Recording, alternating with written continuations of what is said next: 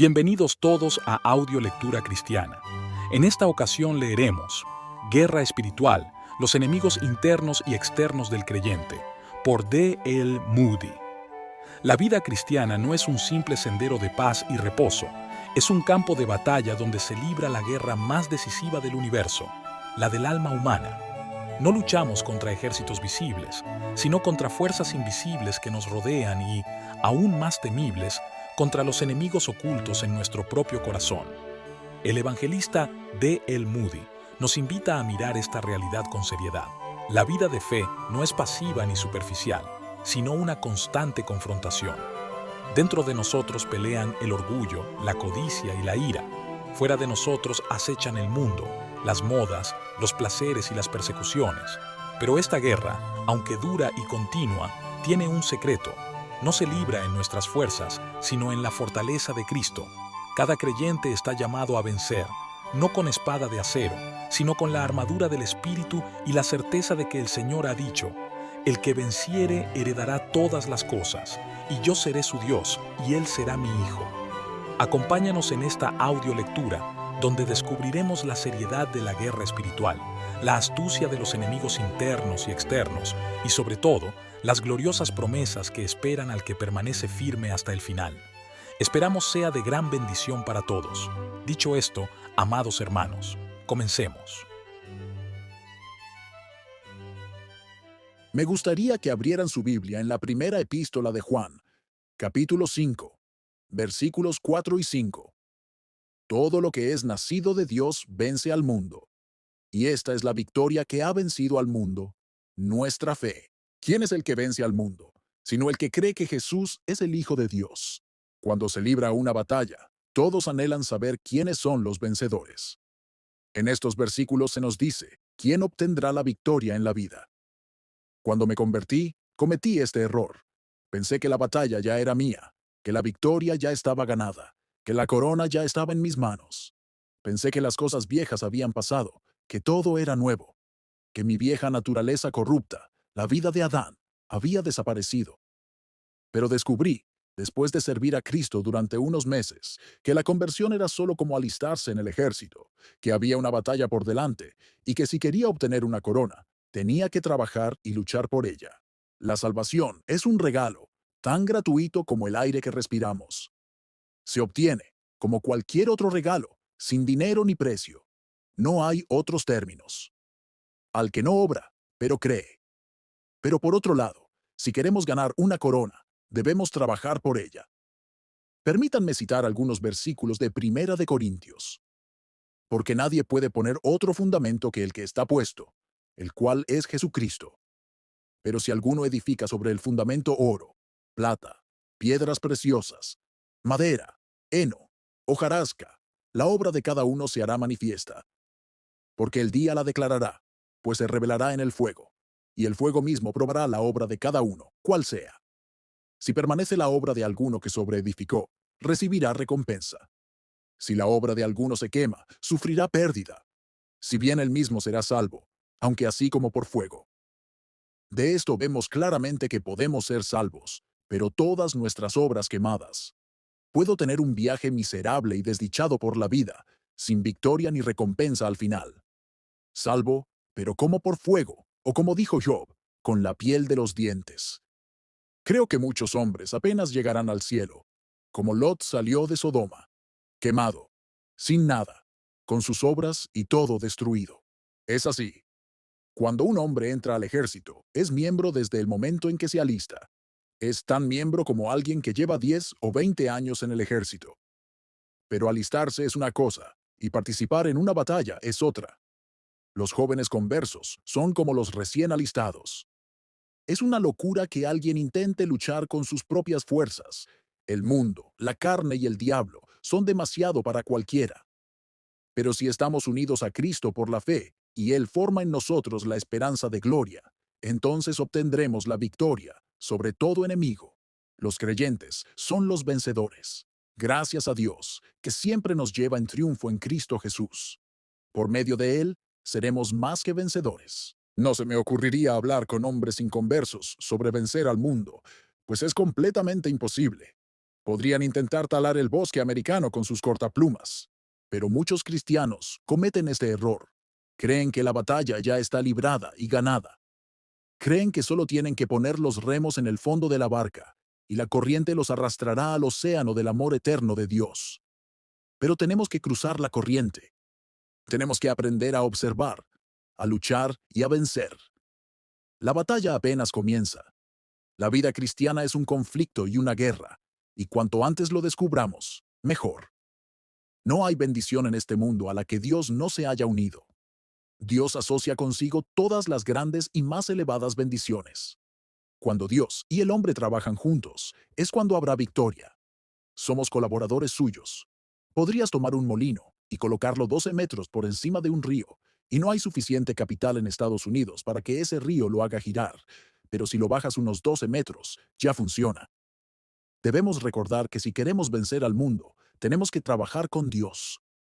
Es su poder el que hace eficaces todos los medios de gracia. Se cuenta la historia de que Frederick Douglass, el gran orador esclavo, dijo una vez en un triste discurso cuando las cosas parecían sombrías para su raza: el hombre blanco está contra nosotros. Los gobiernos están contra nosotros. El espíritu de la época está contra nosotros. No veo esperanza para la raza de color. Estoy lleno de tristeza. En ese momento, una pobre anciana de color se levantó entre el público y dijo: Frederick, ¿Dios está muerto? Amigo mío, hay una diferencia cuando cuentas a Dios. Ahora bien, muchos jóvenes creyentes se desaniman y se descorazonan al comprender esta lucha. Empiezan a pensar que Dios los ha abandonado, que el cristianismo no es todo lo que profesa ser. Pero deberían considerarlo una señal alentadora. Tan pronto como un alma escapa de su trampa, el gran adversario toma medidas para atraparla de nuevo. Despliega todo su poder para recuperar su presa perdida. Los ataques más feroces se lanzan contra las fortalezas más sólidas, y cuanto más feroz sea la batalla que el joven creyente se ve llamado a librar, más clara es la evidencia de la obra del Espíritu Santo en su corazón. Dios no lo abandonará en su momento de necesidad, como tampoco abandonó a su pueblo de antaño cuando se vio duramente acosado por sus enemigos. El único vencedor completo. Esto me lleva al cuarto versículo del cuarto capítulo de la misma epístola. Hijitos, vosotros sois de Dios, y los habéis vencido, porque mayor es el que está en vosotros que el que está en el mundo. El único hombre que conquistó este mundo, que fue un vencedor absoluto, fue Jesucristo. Cuando gritó en la cruz: consumado es, fue el grito de un vencedor. Había vencido a todos los enemigos. Había enfrentado el pecado y la muerte. Había enfrentado a todos los enemigos que tú y yo tenemos que enfrentar, y había salido victorioso. Ahora bien, si tengo el Espíritu de Cristo, si tengo esa misma vida en mí, entonces es que tengo un poder mayor que cualquier poder del mundo, y con ese mismo poder venzo al mundo. Fíjense que todo ser humano en este mundo fracasa. Todo hombre, en el momento en que aparta la mirada de Dios, ha fracasado. Todo hombre ha fracasado en algún momento de su vida. Abraham fracasó. Moisés fracasó. Elías fracasó. Consideren a los hombres que se han vuelto tan famosos y poderosos. En el momento en que apartaron la mirada de Dios, fueron débiles como otros hombres.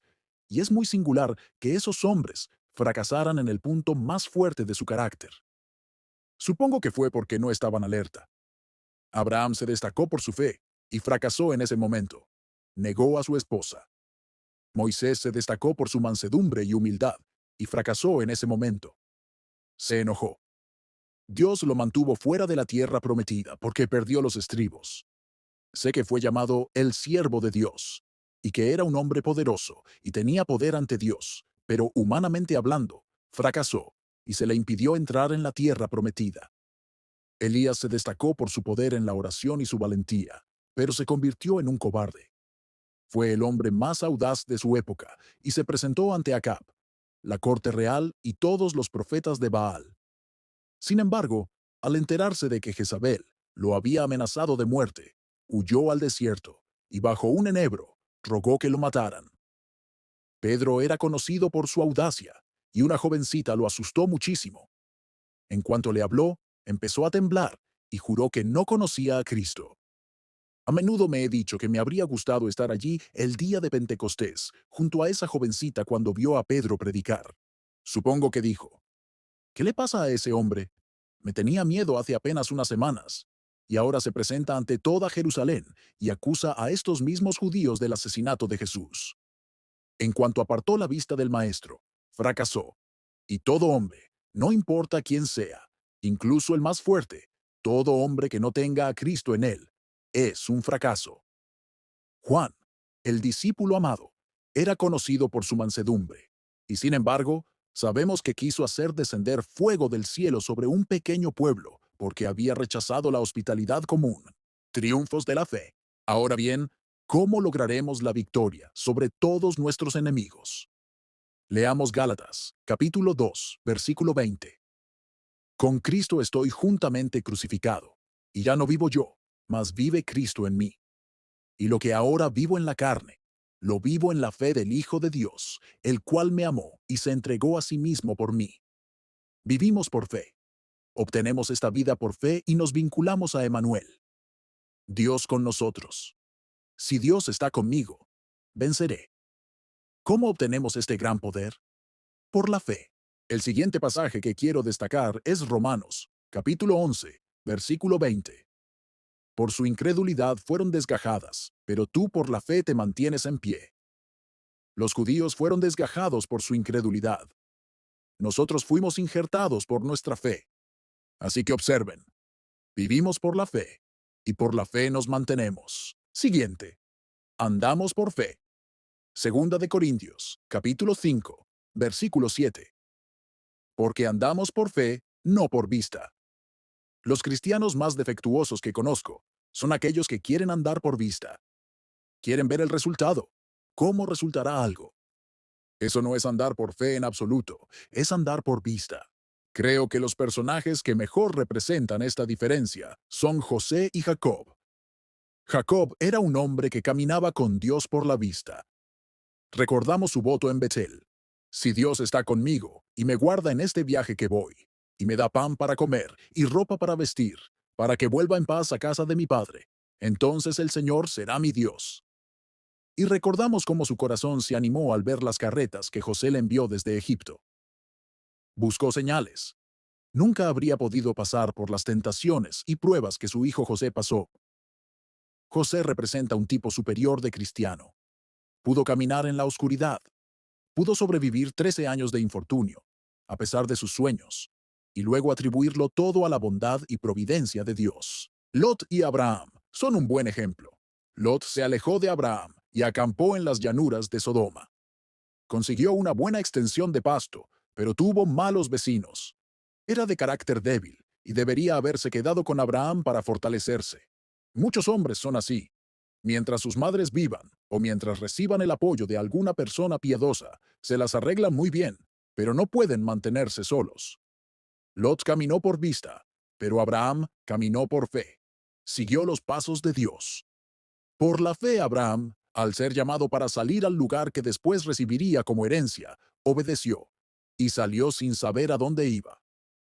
Por la fe habitó en la tierra prometida como en tierra extraña, morando en tiendas con Isaac y Jacob, coherederos de la misma promesa, porque esperaba una ciudad que tiene cimientos, cuyo arquitecto y constructor es Dios.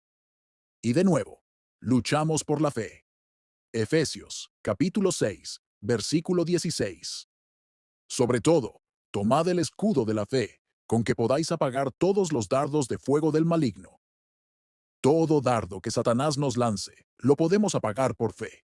Por fe podemos vencer al maligno. Temer es tener más fe en el antagonista que en Cristo. Algunas personas mayores recuerdan cuando estalló nuestra guerra. El secretario Seward, quien fuera secretario de Estado de Lincoln, un político perspicaz y astuto, profetizó que la guerra terminaría en 90 días. Y miles y cientos de miles de jóvenes se ofrecieron como voluntarios para ir a Dixie y azotar al sur. Pensaban que regresarían en 90 días, pero la guerra duró 4 años y costó la vida a 500,000 de personas. ¿Qué pasaba? Pues que el sur era mucho más fuerte de lo que el norte suponía. Se subestimó su fuerza. Jesucristo no comete ese tipo de error. Cuando recluta a un hombre a su servicio, le muestra el lado oscuro, Le hace saber que debe vivir una vida de abnegación. Si un hombre no está dispuesto a ir al cielo por el camino del Calvario, no puede ir en absoluto. Muchos hombres desean una religión sin cruz, pero no pueden entrar al cielo por esa vía. Si queremos ser discípulos de Jesucristo, debemos negarnos a nosotros mismos, tomar nuestra cruz y seguirlo. Así que sentémonos y calculemos el costo. No piensen que no tendrán batallas si siguen al Nazareno, porque muchas batallas les esperan. Sin embargo, si yo tuviera 10,000 vidas, Jesucristo debería tener cada una de ellas. Los hombres no se oponen a una batalla si confían en que obtendrán la victoria, y gracias a Dios, cada uno de nosotros puede obtenerla si así lo desea. La razón por la que tantos cristianos fracasan a lo largo de la vida es precisamente esta: subestiman la fuerza del enemigo. Querido amigo, tú y yo tenemos un enemigo terrible con el que luchar. No dejes que Satanás te engañe. A menos que estés espiritualmente muerto, significa guerra. Casi todo a nuestro alrededor tiende a alejarnos de Dios. Nos salimos de Egipto para subir al trono de Dios. Está el viaje por el desierto. Y hay enemigos en la tierra. No dejes que nadie piense que solo tiene que unirse a la iglesia. Eso no te salvará. La pregunta es, ¿estás venciendo al mundo o el mundo te está venciendo a ti? ¿Eres más paciente que hace 5 años? ¿Eres más amable? Si no lo eres, el mundo te está venciendo, incluso si eres miembro de la iglesia. La epístola que Pablo escribió a Tito dice que debemos ser sanos en paciencia, fe y caridad. Tenemos cristianos, muchos de ellos, que son buenos en algunos aspectos, pero muy pobres en otros. Solo unos pocos parecen ser salvos, ¿sabes? No tienen un carácter completo. Es solo porque no han sido instruidos que tienen un terrible enemigo que vencer. Si quisiera saber si un hombre es cristiano, no iría a su pastor. Iría a preguntarle a su esposa. Te digo, ahora mismo necesitamos más piedad en el hogar. Si un hombre no trata bien a su esposa, no quiero oírle hablar de cristianismo. ¿De qué sirve que hable de salvación para la otra vida si no tiene salvación para esta? Queremos un cristianismo que se extienda a nuestros hogares y a nuestra vida diaria. La religión de algunos hombres me repugna, pero los lunes son muy diferentes. Dejan su religión junto con la ropa y no se ve nada más hasta el domingo siguiente. Te ríes, pero tengamos cuidado. No pertenecemos a esa clase. Amigo mío, tenemos que tener un cristianismo más elevado, o la iglesia desaparecerá. Está mal que un hombre o una mujer profesen lo que no poseen. Si no estás venciendo las tentaciones, el mundo te está venciendo a ti. Simplemente arrodíllate y pídele a Dios que te ayude. Queridos amigos, acudamos a Dios y pidámosle que nos examine. Pidámosle que nos despierte y no pensemos que solo por ser miembros de la iglesia estamos bien. Estamos equivocados si no obtenemos la victoria sobre el pecado. Punto 2. Enemigos internos. Ahora bien, si vamos a vencer, debemos empezar desde dentro. Dios siempre empieza desde dentro. Un enemigo dentro del fuerte es mucho más peligroso que uno fuera. La Escritura enseña que en cada creyente hay dos naturalezas que luchan entre sí. Pablo dice en su epístola a los Romanos, porque sabemos que la ley es espiritual, pero yo soy carnal, vendido al pecado, porque lo que hago no lo entiendo, pues no hago lo que quiero, sino lo que aborrezco, eso hago. Si pues hago lo que no quiero, apruebo que la ley es buena. Así que ya no soy yo quien lo hace, sino el pecado que mora en mí. Porque yo sé que en mí, es decir, en mi carne, no mora el bien, porque el querer el bien está en mí, pero no el hacerlo. Porque no hago el bien que quiero, sino el mal que no quiero. Eso hago. Y si hago lo que no quiero, ya no soy yo quien lo hace, sino el pecado que mora en mí.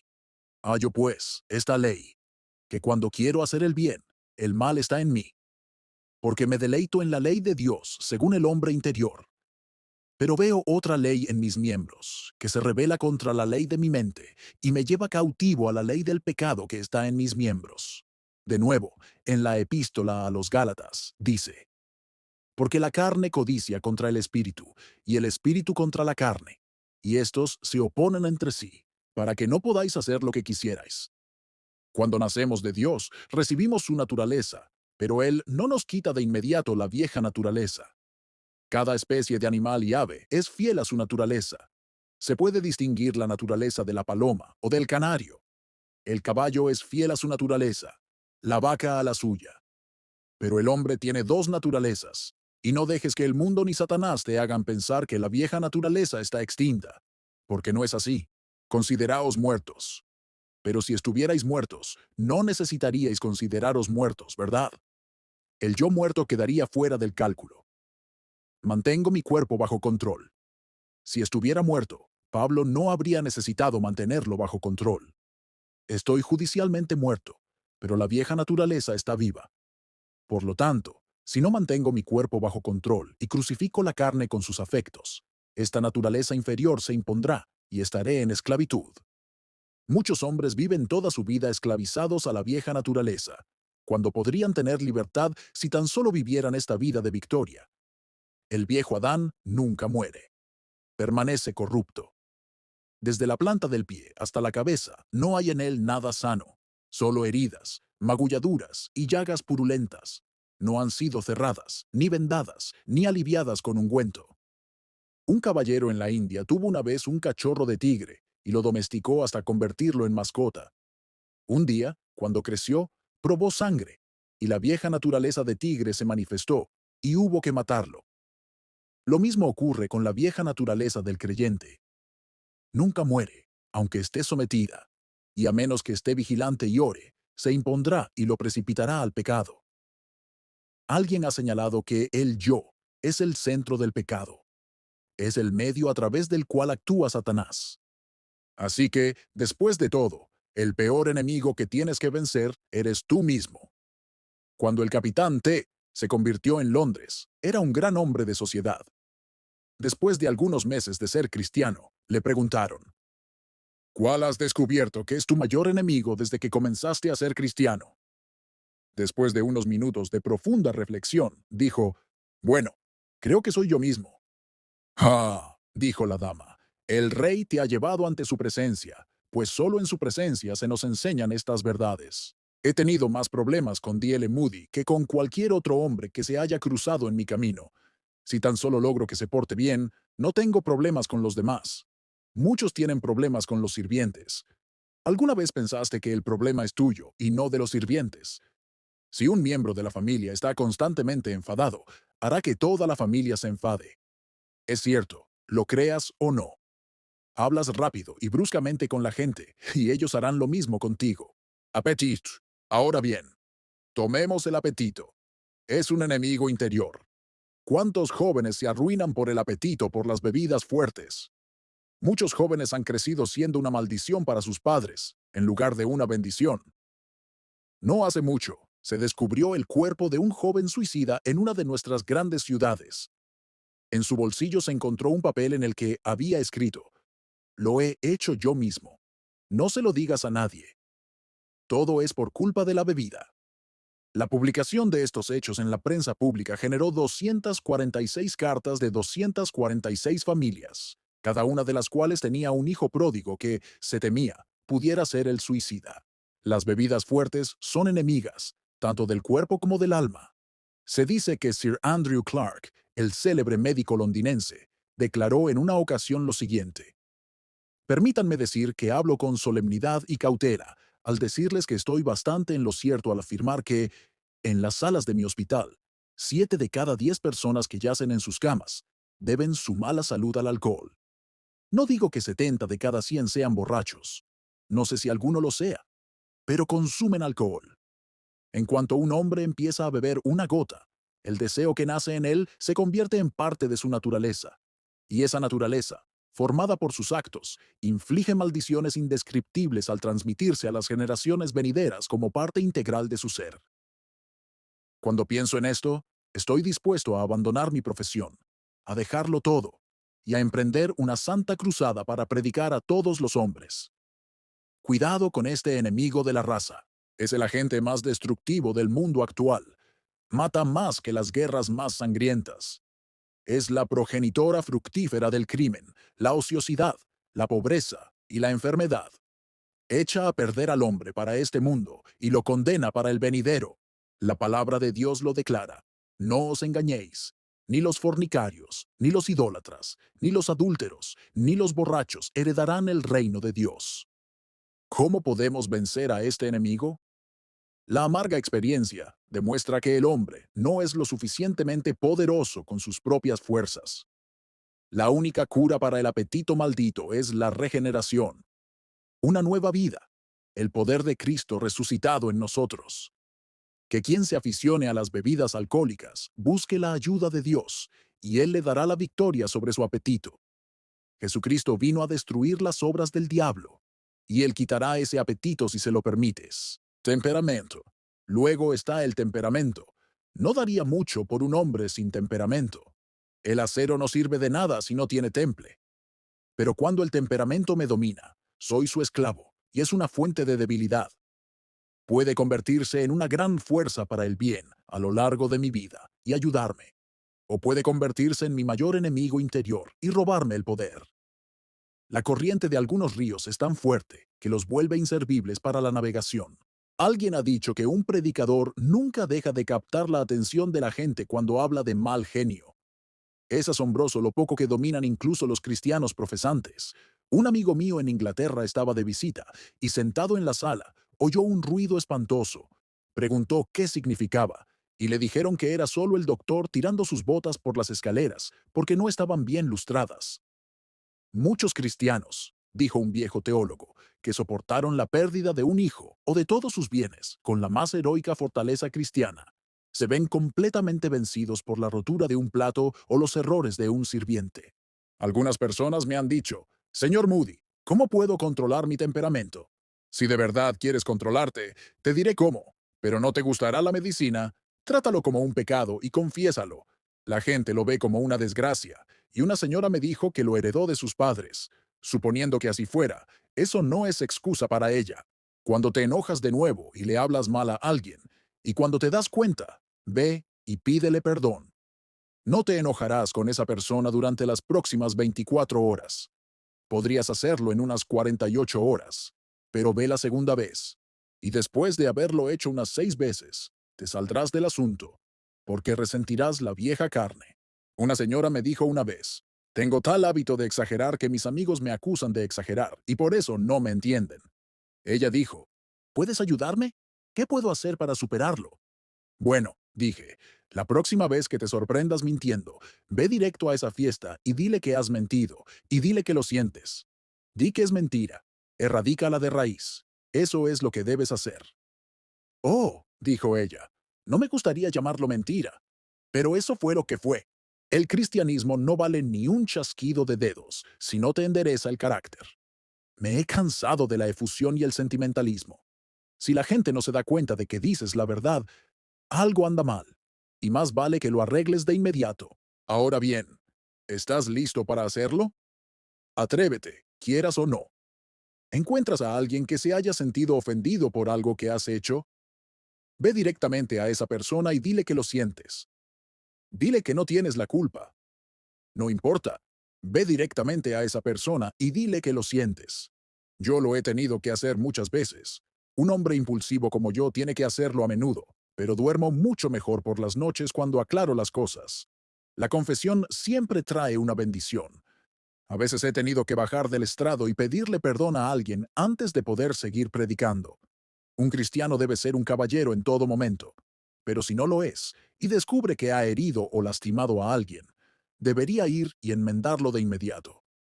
Sabes que hay muchísima gente que solo anhela el cristianismo lo suficiente como para ser respetable. No piensan en esta vida de superación que siempre da la victoria. Tienen sus días tristes y sus días de enojo, y los niños dicen, mamá está enfadada hoy y tendrás que tener mucho cuidado. No queremos esos días de tristeza, esos altibajos. Si estamos venciendo, ese es el efecto que nuestra vida tendrá en los demás. Confiarán en nuestro cristianismo. La razón por la que muchos hombres no tienen poder es porque tienen algún pecado maldito oculto. No habrá ni una gota de rocío hasta que ese pecado salga a la luz. Entra en razón. Entonces podremos salir como gigantes y conquistar el mundo si todo está bien en nuestro interior. Pablo dice que debemos ser firmes en la fe, la paciencia y el amor. Si un hombre no es firme en su fe, el clero toma la espada eclesiástica y lo elimina de inmediato. pero puede ser muy firme en la caridad y la paciencia, y no se dice nada al respecto. Debemos ser firmes en la fe, el amor y la paciencia si queremos ser fieles a Dios. Qué agradable es conocer a un hombre que controla su temperamento. Se dice de Wilberforce que un amigo lo encontró una vez muy agitado, buscando un despacho que había extraviado y que un miembro de la familia real esperaba.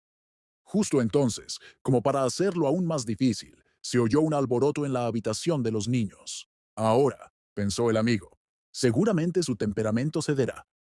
Apenas había pasado ese pensamiento por su mente cuando Wilberforce se volvió hacia él y le dijo: «Qué bendición escuchar a esos queridos niños. Piensen en el alivio que supone, entre tantas prisas, oír sus voces y saber que están bien. Codicia. Tomemos como ejemplo el pecado de la codicia.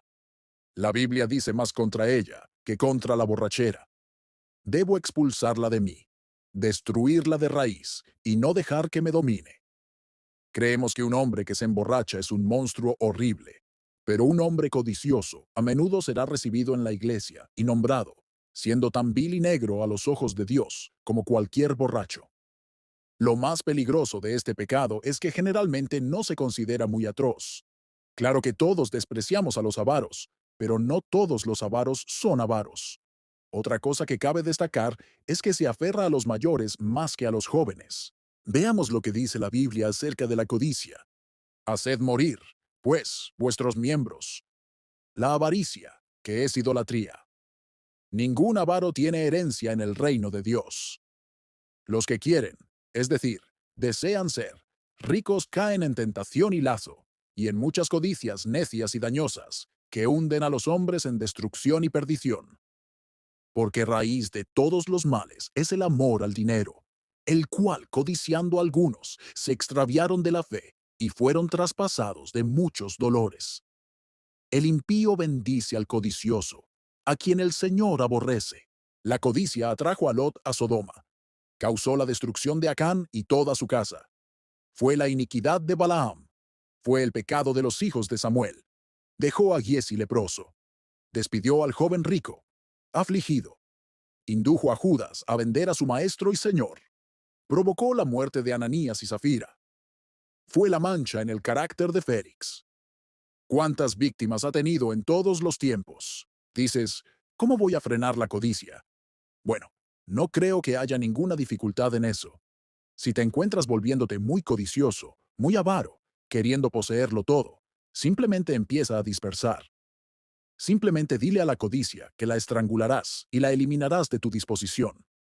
Un adinerado granjero del estado de Nueva York, conocido por su avaricia y su egoísmo, se convirtió.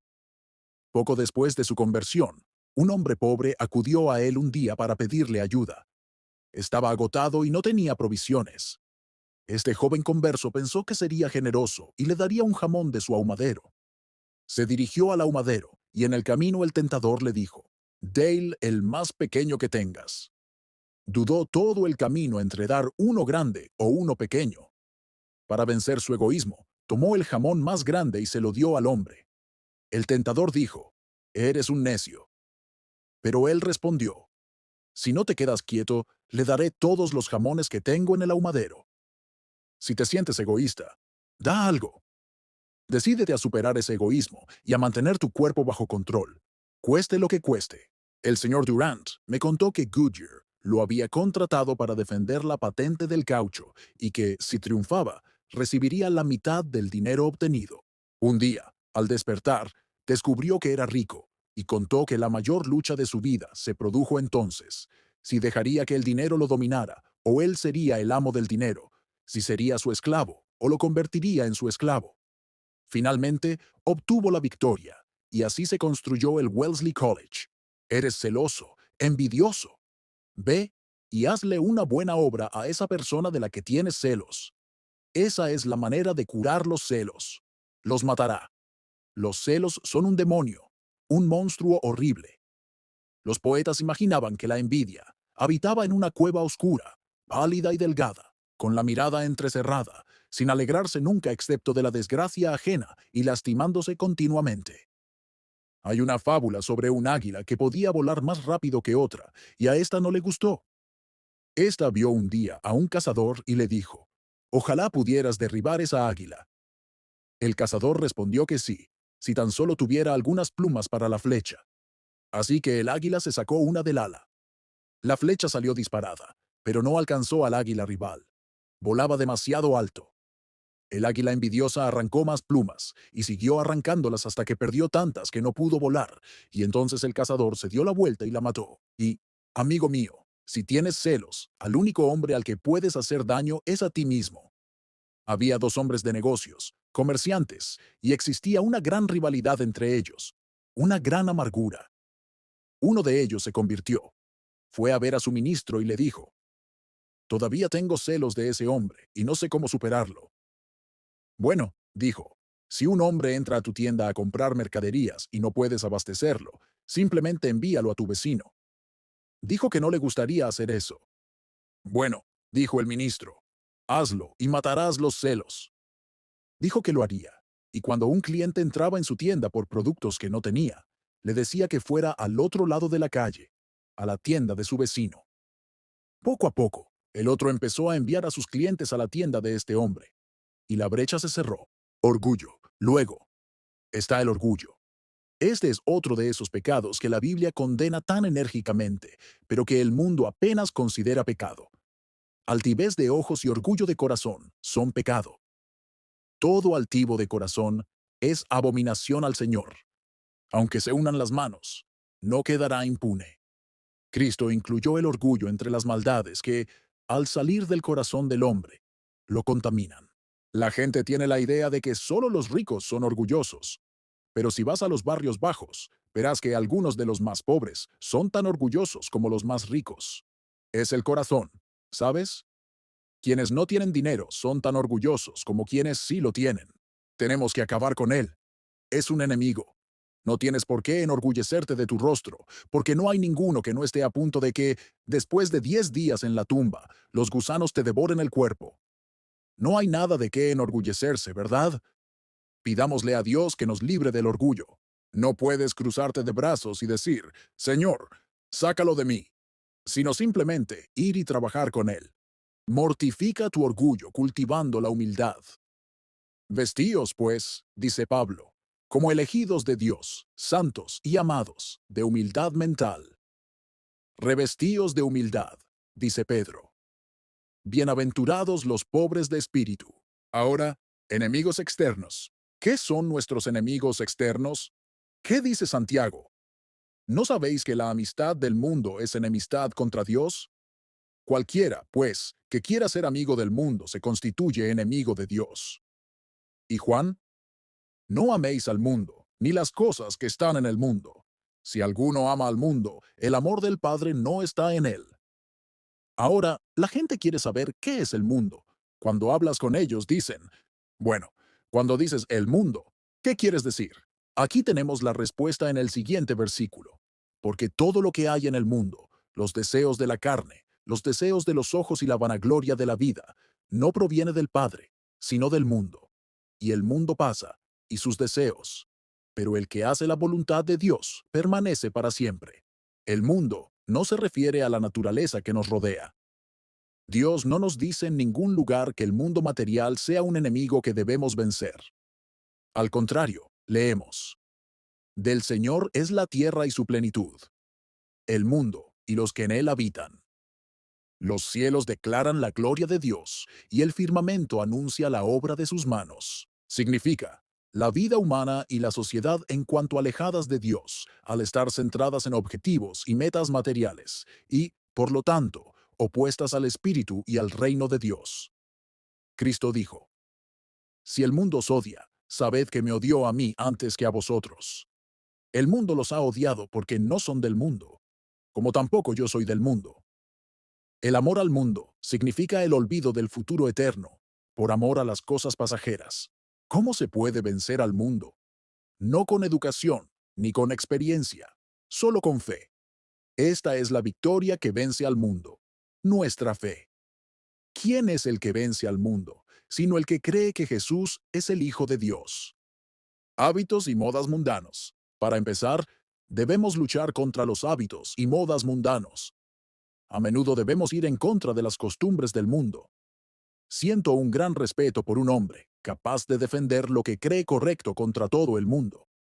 Quien puede mantenerse firme es un héroe. Supongamos que es costumbre que los jóvenes hagan ciertas cosas que no quieres que tu madre sepa, cosas que tu madre te enseñó que están mal. Quizás tengas que pararte solo entre todos tus compañeros. Dirán, no puedes escaparte de tu madre, ¿eh? Atado a las faldas de tu madre. Pero simplemente di, sí, respeto a mi madre. Me enseñó lo que es correcto y es mi mejor amiga. Creo que eso está mal y voy a defender lo correcto. Si tienes que defenderte solo, defiende lo correcto. Enoc lo hizo, y José, y Eliseo, y Pablo. Dios ha guardado hombres así en todas las épocas. Alguien dice, me muevo en una sociedad donde se celebran fiestas con vino.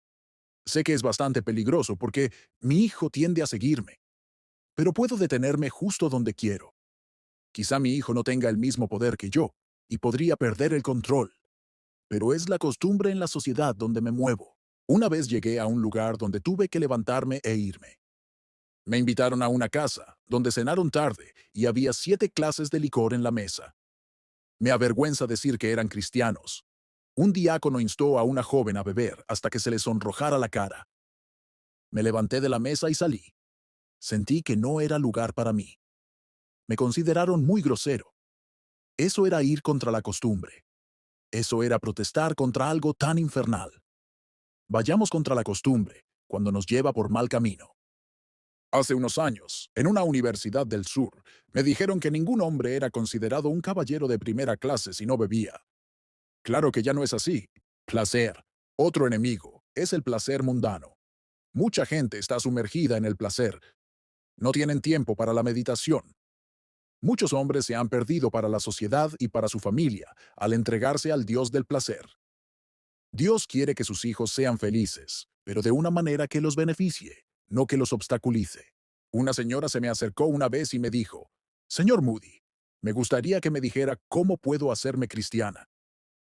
Las lágrimas le corrían por las mejillas y estaba de muy buen humor. Pero, dijo, no quiero ser como usted.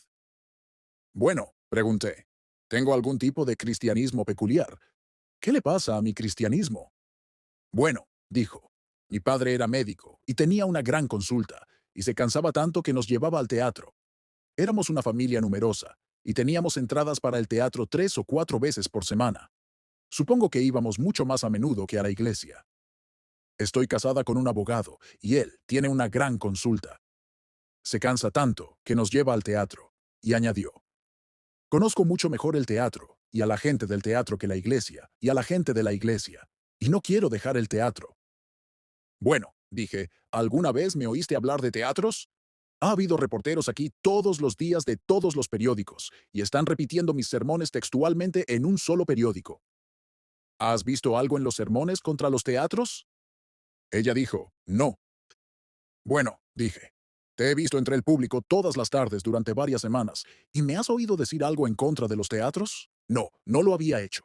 Bueno, dije, ¿qué te hizo mencionarlos? Pues supongo que no creías en el teatro. ¿Qué te hizo pensar eso? ¿Por qué? Dijo ella.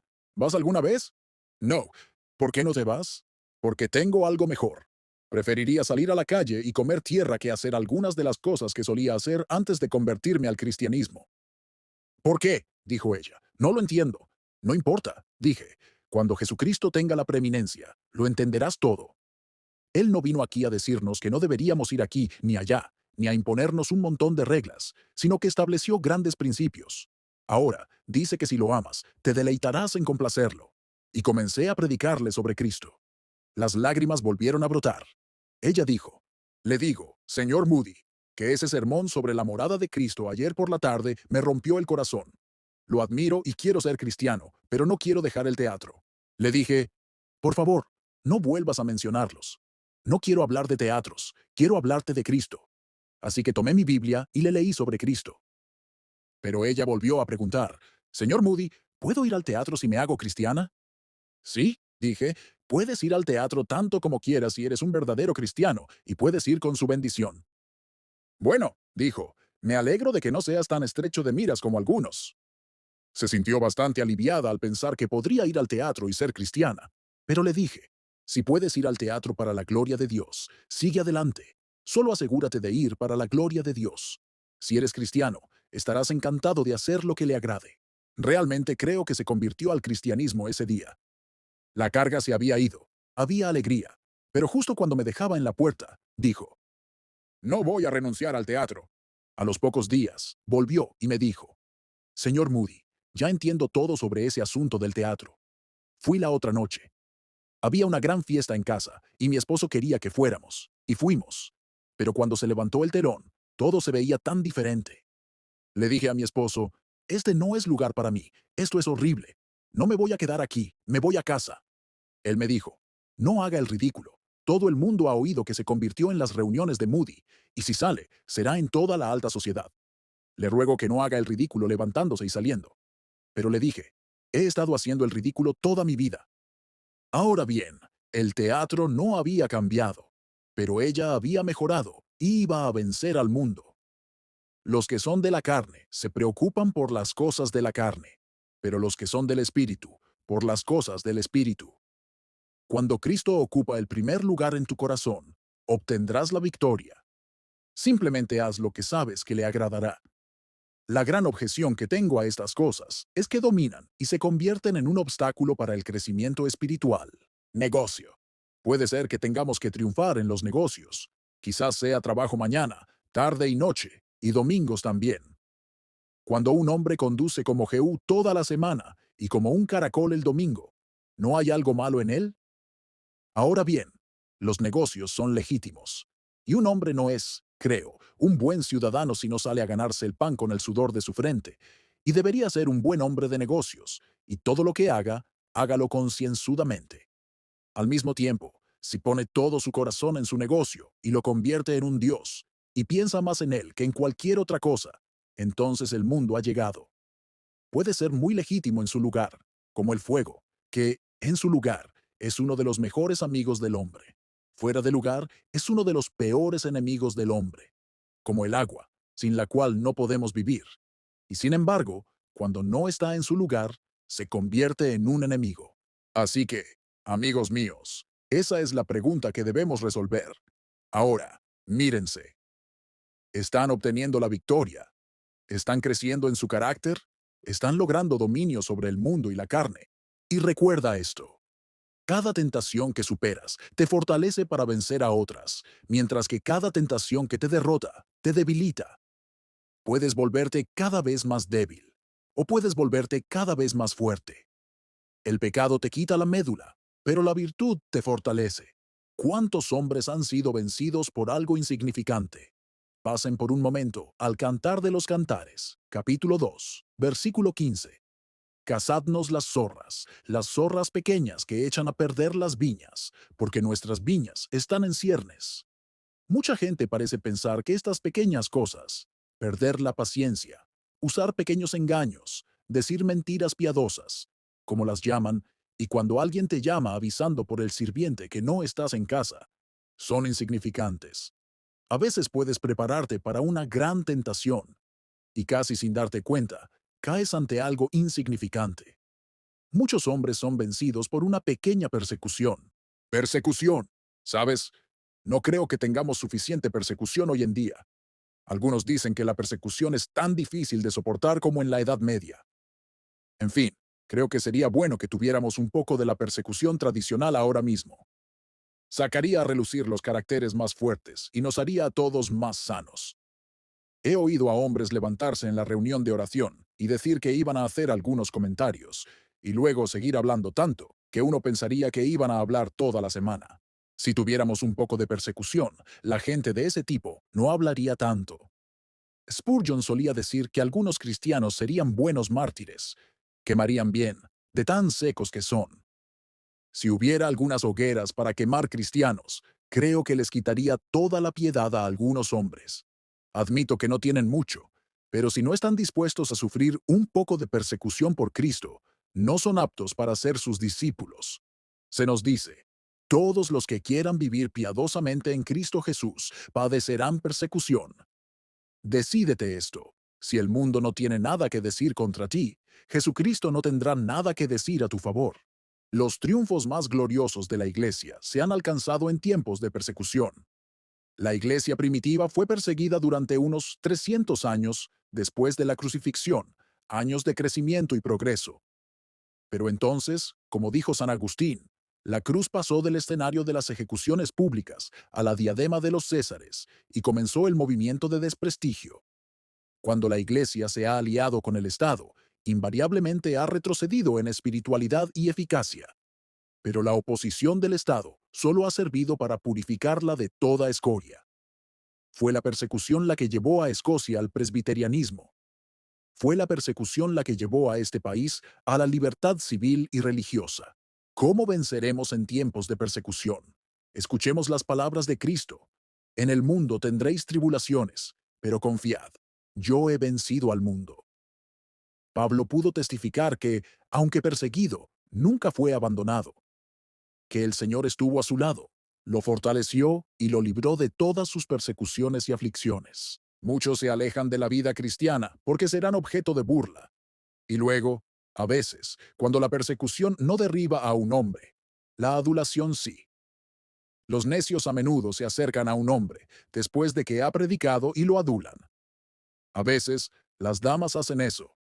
Quizás le digan a algún obrero de la iglesia, «Hablas mucho mejor que fulano». Y él se enorgullece y empieza a pavonearse como si fuera la persona más importante del pueblo. Les digo que tenemos un diablo astuto con el que luchar. Si no puede vencerlos con oposición, intentará con la adulación o la ambición. Y si eso no le sirve, tal vez llegue a alguna aflicción o decepción, y él vencerá de alguna manera. Pero recuerden que quien tiene a Cristo como ayuda puede vencer a cualquier enemigo, ya sea individual o colectivamente. Déjenlos venir. Si tenemos a Cristo dentro de nosotros, los venceremos a todos. Recuerden lo que Cristo es capaz de hacer. En todas las épocas, los hombres se han enfrentado a tentaciones mayores que las que usted y yo tendremos que afrontar jamás. Ahora, hay algo más en este asunto. O tengo que vencer al mundo, o el mundo me vencerá a mí.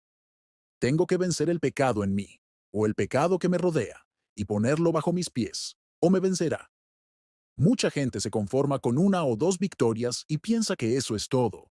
Les digo, queridos amigos, que tenemos que hacer algo más que eso. Es una batalla constante. Tenemos esto como aliento. Tenemos la victoria asegurada al final. Se nos promete un triunfo glorioso. 8 superaciones. Permítanme darles las 8 venceciones del Apocalipsis. El primero es, al que venza, le daré a comer del árbol de la vida. Tendrá derecho al árbol de la vida. Cuando Adán cayó, perdió ese derecho. Dios lo expulsó del Edén para que no comiera del árbol de la vida y viviera como antes para siempre. Quizás simplemente tomó ese árbol y lo trasplantó al jardín celestial. Y a través del segundo Adán tendremos derecho a comer de él. Segundo, el que venciere no sufrirá daño de la segunda muerte. La muerte no le aterroriza. No puede tocarlo. ¿Por qué? Porque Cristo probó la muerte por cada hombre. Por lo tanto, está en el terreno de la resurrección. La muerte puede llevarse este cuerpo, pero eso es todo. Esta es solo la casa en la que vivo. No debemos temerle a la muerte si vencemos. Tercero, al que venciere, daré a comer del maná escondido, y le daré una piedrecita blanca, y en la piedrecita escrito un nombre nuevo, el cual nadie conoce, sino aquel que lo recibe. Si venzo, Dios me alimentará con pan que el mundo desconoce, y me dará un nombre nuevo. Cuarto, al que venza y guarde mis obras hasta el fin, le daré autoridad sobre las naciones. Piénsenlo. Qué gran cosa tener poder sobre las naciones. Un hombre capaz de gobernarse a sí mismo es aquel a quien Dios puede confiar poder. Solo un hombre que puede gobernarse a sí mismo es apto para gobernar a otros. Tengo la impresión de que estamos aquí en formación, que Dios simplemente nos está puliendo para un servicio superior. No sé dónde están los reinos, pero si hemos de ser reyes y sacerdotes, debemos tener reinos sobre los cuales reinar.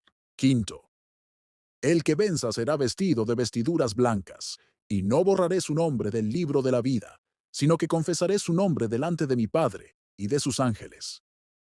Nos presentará al Padre con vestiduras blancas, sin mancha ni arruga. Toda falta y mancha será quitada, y seremos perfeccionados. El que venza no será un extraño en el cielo. Sexto, al que venza, yo lo haré columna en el templo de mi Dios, y nunca más saldrá de allí. Y escribiré sobre él el nombre de mi Dios, y el nombre de la ciudad de mi Dios, la nueva Jerusalén, la cual desciende del cielo, de mi Dios, y escribiré sobre él mi nombre nuevo. Piénsenlo. Se acabaron las reincidencias, los vagabundeos por las oscuras montañas del pecado, sino para siempre con el Rey. Y él dice, escribiré sobre él el nombre de mi Dios. Él pondrá su nombre sobre nosotros. ¿No es grandioso? ¿No vale la pena luchar por él? Se dice que cuando Mahoma avistó Damasco y vio que todos habían abandonado la ciudad, dijo, si no luchan por esta ciudad, ¿por qué lucharán? Si los hombres no luchan aquí por toda esta recompensa, ¿por qué lucharán? Séptimo, al que venza, le daré sentarse conmigo en mi trono, así como yo también vencí y me senté con mi Padre en su trono. A menudo se me ha conmovido el corazón al contemplar eso. El Señor de la Gloria descendiendo y diciendo, te concederé sentarte en mi trono, así como yo me siento en el trono de mi Padre, si tan solo vences. ¿Acaso no vale la pena luchar? ¿Cuántos lucharán por una corona que se desvanecerá? Sin embargo, seremos colocados por encima de los ángeles, de los arcángeles, de los serafines, de los querubines, allá arriba, en el trono con Él, y allí estaremos para siempre con Él. Que Dios nos dé fuerza para luchar la batalla de la vida, para que podamos sentarnos con Él en su trono. Cuando Federico de Alemania agonizaba, a su propio hijo no se le habría permitido sentarse con él en el trono, ni que nadie más se sentara con él. Sin embargo, se nos dice que somos coherederos con Jesucristo y que nos sentaremos con Él en la gloria. Y ahora, la última que más me gusta de todas. El que venza heredará todas las cosas, y yo seré su Dios, y Él será mi hijo. Queridos amigos, ¿no es ese un llamado elevado? Solía hacer cantar a mis niños de la escuela sabática. Quiero ser un ángel, pero hace años que no lo hago. Seremos superiores a los ángeles, seremos hijos de Dios. Miren a qué reino llegaremos. Heredaremos todas las cosas. ¿Me preguntan cuánto valgo? No lo sé. Los Rothschild no pueden calcular su riqueza. No saben cuántos millones poseen. Esa es mi condición. No tengo la menor idea de cuánto valgo. Dios no tiene hijos pobres. Si vencemos, heredaremos todas las cosas. Oh, queridos amigos, qué herencia. Consigamos, pues, la victoria por Jesucristo, nuestro Señor y Maestro. Amén. Muchas gracias por escuchar Audio Lectura Cristiana. Que el Señor les bendiga, amados hermanos. Hasta la próxima.